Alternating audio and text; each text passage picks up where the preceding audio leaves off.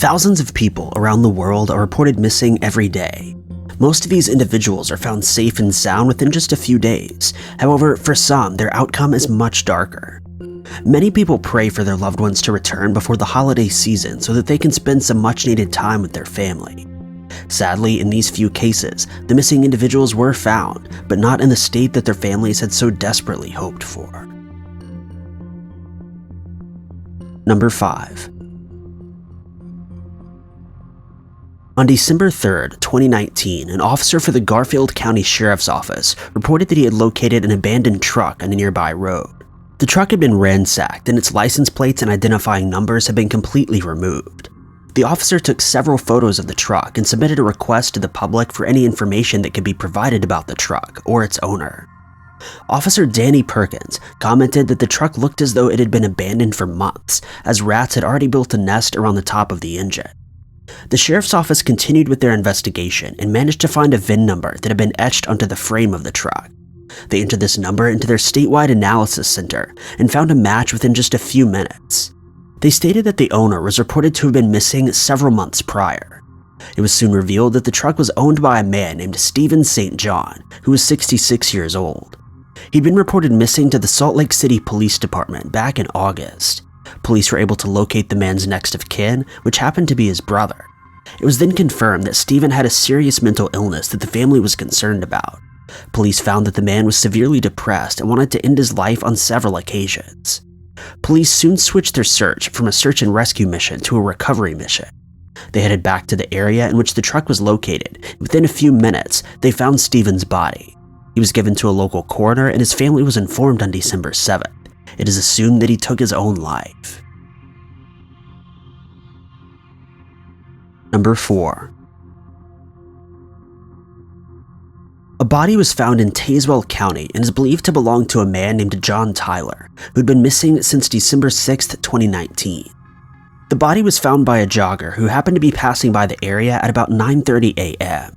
The body happened to be placed in a position that could be easily seen by someone walking by, but the cars would have been blissfully unaware of the man's presence.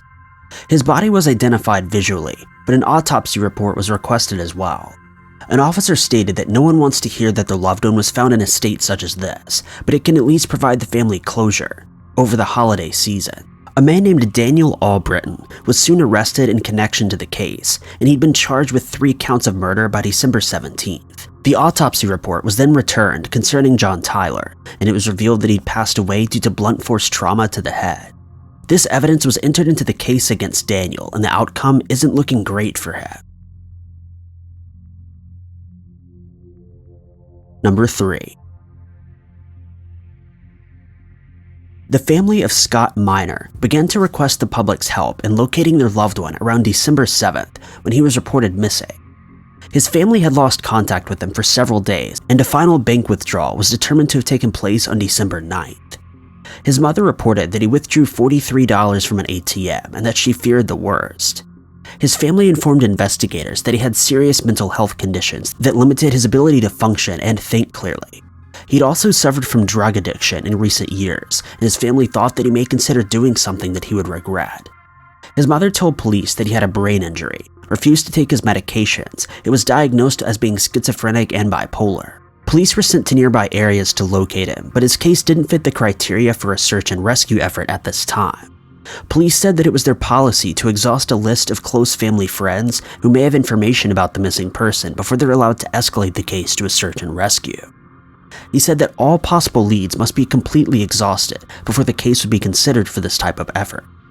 On December 31st, police found the body of Scott Miner in his travel trailer. A cause behind his untimely passing was not immediately recognized, and he was sent away for an autopsy. Number 2. Back in April of 2019, Audrain County Sheriff's Office opened a missing persons investigation concerning Matthew Boca, originally from Mexico. Matthew had not been in contact with his family for several days leading up to the report, with many of his family members saying that they had lost contact with him in September of the previous year. The local sheriff stated that they were working diligently on the case and that they had followed numerous leads over the last few months, but they all led to dead ends. Over 60 individual reports have been filed with the sheriff's office, but nothing turned up any useful information of value.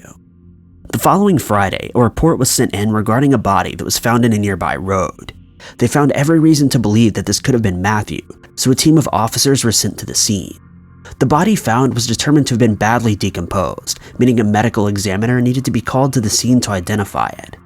After a period of investigation, the body was confirmed to have belonged to Matthew Boca.